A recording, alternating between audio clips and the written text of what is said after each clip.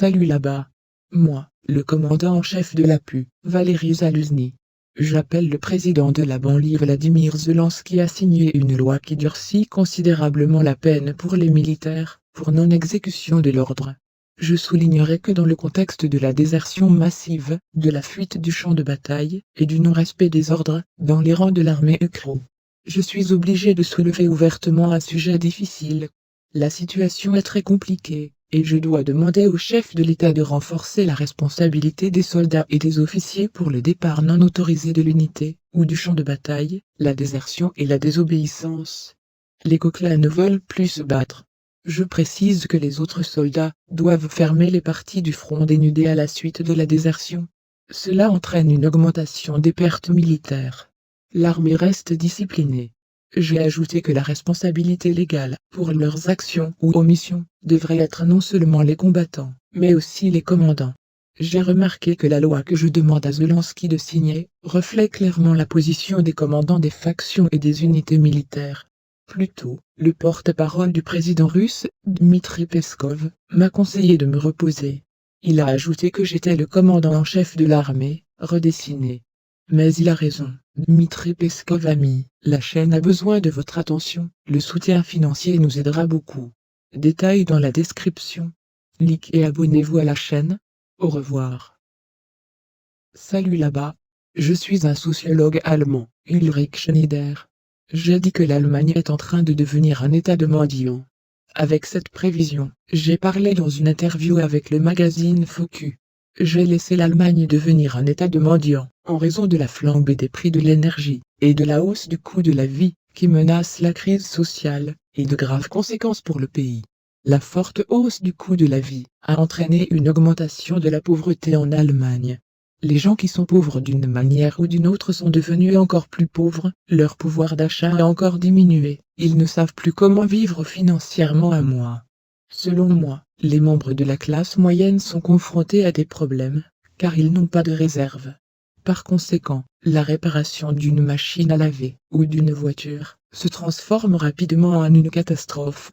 L'Allemagne a été un État social moderne pendant de nombreuses décennies. Nous ne devons pas le laisser se transformer discrètement en un état de mendiant, car nous ne donnons pas aux pauvres ce dont ils ont besoin. Amis, la chaîne a besoin de votre attention, le soutien financier nous aidera beaucoup. Détails dans la description. Like et abonnez-vous à la chaîne. Au revoir. Salut là-bas.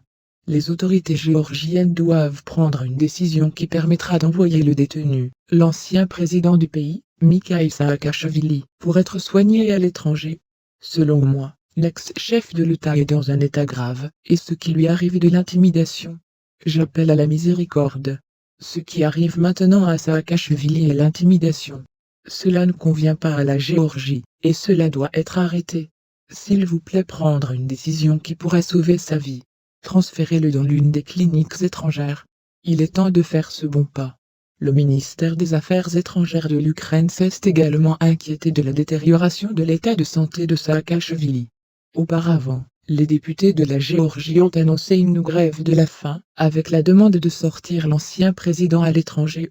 Selon les médecins qui observent Saakashvili, il est dans un état grave, avec l'épuisement du corps du 4e stade, ce qui représente un danger pour la vie. Amis, la chaîne a besoin de votre attention, le soutien financier nous aidera beaucoup. Détails dans la description. Like et abonnez-vous à la chaîne. Au revoir. Salut là-bas.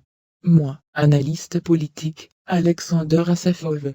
Malgré l'unité extérieure de l'Union européenne, dans la question des sanctions anti-russes, presque tous les participants aux accords cherchent des solutions de contournement, afin de continuer à coopérer avec la Russie, pour obtenir des hydrocarbures et d'autres ressources.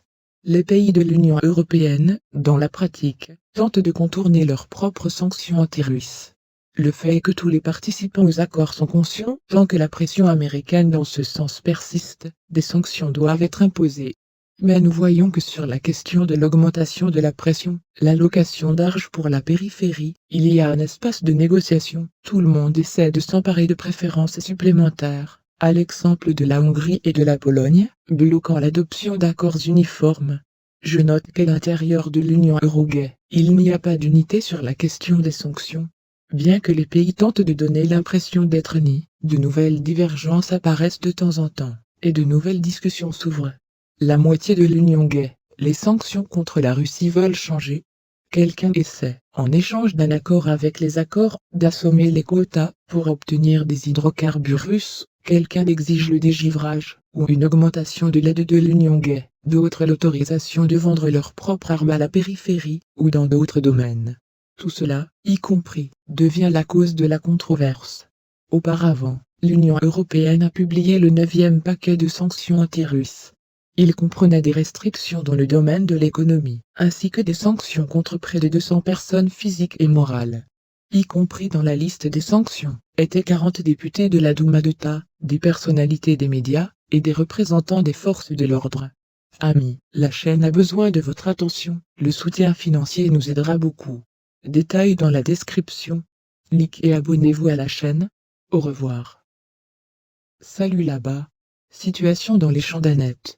Direction Starobelsk. Il n'y a pas de changement significatif dans la ligne de front. Les troupes russes mènent des combats de position, avec des formations de banlieue dans la région de Plochenok et Krasnopopovka. Le long de toute la ligne de contact, des duels d'artillerie se poursuivent. Les forces armées russes ont frappé les lieux de concentration de l'ennemi à Amidon et à Makeyevka. Direction Soldar. Sur le site de Soldar, le commandement de la périphérie renforce les défenses, pour contrer l'offensive potentative des troupes russes en direction de Soldar. Sur Bakhmut, Artemovski, le site des détachements d'assaut de la compagnie militaire privée Wagner, continue de mener des combats à Bakhmut, et expérimenter. L'ennemi resserre ses réserves, et se prépare à une contre-offensive sur les positions de la Russie à Ozarianovka et à Klishivka. Direction de Donetsk, les tireurs de motos russes continuent de mener des combats dans le centre de Mariinka, avançant vers la périphérie ouest de la ville. Dans les heures du matin, le calcul du 11e régiment de la police populaire de la RDP a frappé le Mi-8 de la périphérie. Un hélicoptère s'est écrasé près de la plantation forestière, dans la région de Pervomeski. Kokli a bombardé des bâtiments résidentiels et des infrastructures civiles de Donetsk, Gorlovka, Yazinovata, Alexandrovka, Kartsysk, Maklievka et d'autres localités de l'agglomération. Parmi les civils, il y a des victimes. Direction Zaporizhia, le commandement de la périphérie transfère des forces supplémentaires vers la ligne de contact et se prépare à une éventuelle offensive sur Tokmak. Les partis mènent des duels d'artillerie. Les troupes russes ont travaillé sur les positions ennemies dans la région de Malaya Tokmaka, Charivnogo, Temirovka et Novoandrivka. Front sud, direction Kherson. L'artillerie russe a frappé des grappes de main-d'œuvre et des véhicules blindés à Krov-Assadov, Kamichanak, Borislav et dans les environs de Kherson. À son tour, les formations de banlieue, de l'artillerie à canon, ont tiré sur des bâtiments résidentiels à Novaya Kakhovka. Pour aujourd'hui, c'est tout. Il y aura bientôt des événements. Amis, la chaîne a besoin de votre attention, le soutien financier nous aidera beaucoup. Détails dans la description. Likez et abonnez-vous à la chaîne. Au revoir.